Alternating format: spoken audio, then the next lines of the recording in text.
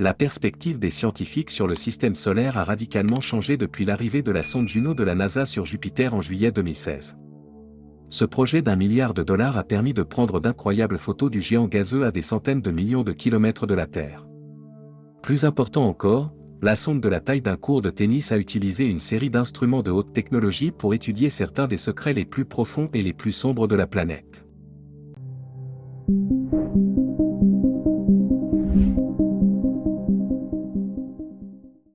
Bienvenue sur Voyage Quantique. Jupiter est parfois surnommé le roi des planètes en raison de sa taille et de sa place prépondérante dans notre système solaire. La raison en est qu'il s'agit de la plus grande planète pour laquelle le terme « roi » a été utilisé dans plusieurs sociétés au cours de l'histoire. Elle est brillante et se détache sur le ciel nocturne. Des photographies étonnantes prises par des engins spatiaux montrent que l'exploration de Jupiter dure depuis des centaines d'années et se poursuit encore aujourd'hui.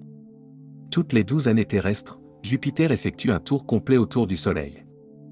L'année de Jupiter est longue en raison de la distance qui la sépare du Soleil, soit 483 millions de miles ou 778,5 millions de kilomètres. Plus une planète met de temps à parcourir une orbite, plus elle est éloignée. Les observateurs à long terme verront qu'elle passe devant chaque constellation pendant environ 1 an.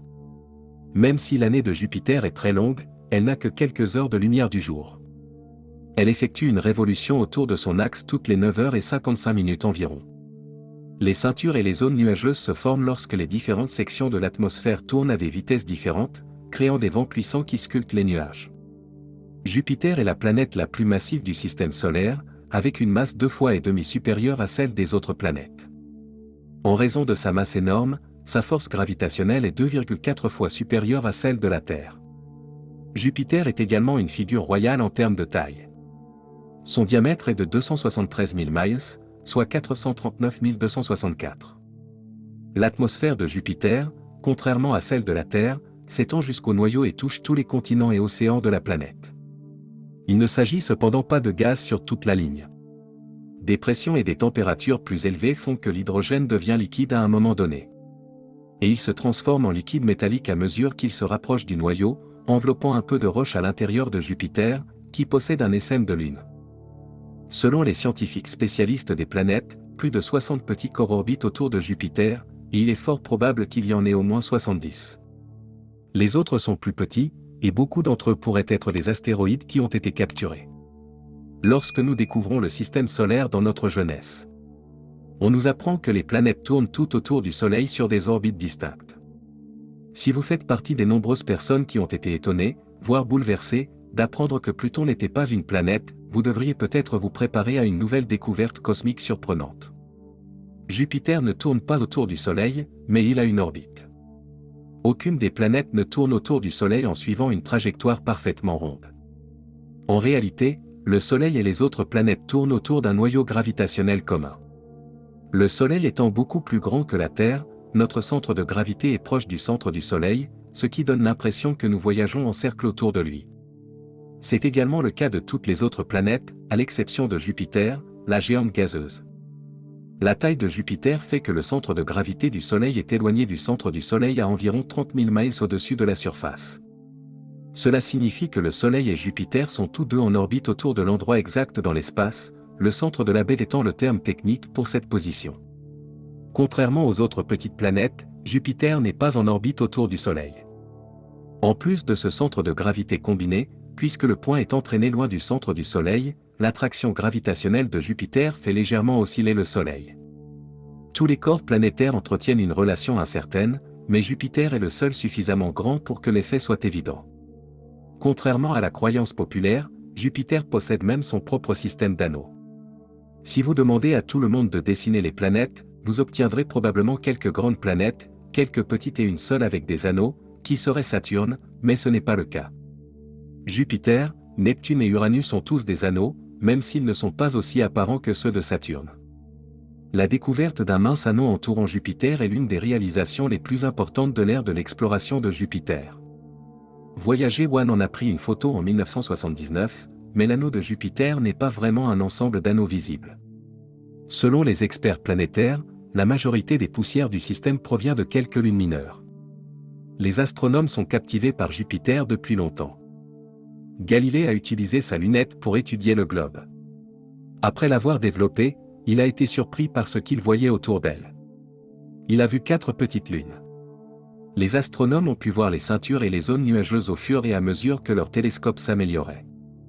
Les engins spatiaux ont filé à toute allure au cours des 20e et 21e siècles, prenant des photos et des données de plus en plus précises. Les sondes Pioneer et Voyager ont été les premières à mener des études de près, et la sonde Galileo a complété la série en faisant le tour de la planète et en effectuant des observations approfondies. La sonde Cassini vers Saturne et le vaisseau spatial New Horizons sont également passés par là et ont collecté des données. L'extraordinaire mission Juno, qui a obtenu des photographies à très haute résolution des magnifiques nuages, a également été menée à bien. Il s'agit de la mission la plus récente visant expressément à étudier la planète Jupiter. Les pôles de Jupiter n'ont jamais été photographiés de dessus ou de dessous auparavant. Juno est arrivée en juillet 2016. La sonde a traversé les pôles de Jupiter et a renvoyé des données qui ont laissé les scientifiques bouche bée pour la première fois. Bien que des observatoires tels que le télescope spatial Hubble de la NASA aient détecté des aurores au pôle de Jupiter, personne n'avait encore observé les régions énigmatiques en détail, comme le montre Juno. Nous n'avons jamais rien vu ni imaginé de tel. Il y a beaucoup de tempêtes là-haut, et le ciel est plus bleu que partout ailleurs sur Terre. Les bandes, zones et ceintures latitudinales sont inexistantes. En fait, il est difficile de dire s'il s'agit bien de Jupiter sur la photo. En outre, les conditions météorologiques de la planète sont beaucoup plus complexes qu'on ne le pensait. L'approche initiale de Juno a permis aux scientifiques d'éplucher les couches atmosphériques de Jupiter comme un oignon, révélant des centaines de kilomètres d'hydrogène, d'hélium et d'autres produits chimiques. Les zones et la structure de la ceinture peuvent encore être trouvées en profondeur. Ainsi, ce qui est à l'origine de ces couleurs et de ces rayures est toujours bien vivant dans les profondeurs de Jupiter, ce qui a déconcerté de nombreux scientifiques. D'après d'autres recherches, les ceintures et les bandes pourraient commencer à plus de 1900 km sous la surface gazeuse de la planète. En outre, la NASA a fourni des photographies étonnantes d'amas de tempêtes symétriques. Plusieurs clichés ont été pris dans l'infrarouge, une longueur d'onde normalement invisible pour nous, et ont été utilisés pour produire les images. Les scientifiques ont ensuite combiné les images pour en faire des modèles 3D mettant l'accent sur la luminosité et la température. La grande tache rouge de Jupiter indique également que la planète est riche en eau. De nombreuses lunes de Jupiter contiennent de l'eau et pourraient même avoir de grands océans dans lesquels des extraterrestres pourraient vivre. Cependant, Jupiter semble sèche en surface, et trouver des preuves de la présence de molécules d'eau à l'intérieur de la planète a été un défi. Grâce à sa suite d'instruments sensibles et à ses survols très rapprochés, Juno s'attaque à ce dilemme. Les données de Juno ont été couplées à celles de la grande tache rouge acquise par des télescopes, donnant aux chercheurs un aperçu plus détaillé de l'atmosphère de Jupiter. Ils ont déterminé que les planètes pourraient contenir de 2 à 9 fois plus d'oxygène que le Soleil, et nous savons tous à quel point l'oxygène est essentiel pour l'eau. En outre, Jupiter pourrait posséder un noyau flou beaucoup plus important que ce que l'on pensait jusqu'à présent. Dans les profondeurs de Jupiter, l'hydrogène réside dans un état semi-gazeux, semi-dissous, d'où le terme « flou ». En revanche, la Terre possède un liquide externe qui se déplace autour d'un noyau solide. Les champs magnétiques et la dynamo de Jupiter pourraient être alimentés par son noyau flou, à l'instar de la dynamo métallique du noyau terrestre. Auparavant, on pensait que les champs magnétiques de Jupiter étaient causés par l'hydrogène, qui est habituellement un gaz, mais qui a été comprimé dans un état de métal liquide. Aujourd'hui encore, les experts ne sont pas sûrs. Ce n'est pas la seule chose qui intrigue à propos de la planète. Les aurores de Jupiter sont étrangement propulsées par une force énigmatique. Le champ magnétique d'une planète est à l'origine des aurores. Ce champ collecte les particules solaires chargées qui sont projetées dans l'espace et les dirige vers les pôles de la planète. Lorsque les particules entrent en collision avec les atomes de gaz de l'atmosphère, elles produisent un spectacle lumineux spectaculaire. Cependant, les scientifiques de la mission Juno ont révélé que les aurores polaires de Jupiter contenaient 10 à 30 fois plus d'énergie que prévu. Et que cette énergie était principalement libérée dans la lumière ultraviolette, indétectable par l'homme. En outre, lorsque le globe tourne dans l'obscurité, les aurores diminuent. Les aurores de Jupiter restent un mystère pour les scientifiques, mais ils pensent qu'elles ont quelque chose à voir avec l'énigmatique champ de plasma de la planète.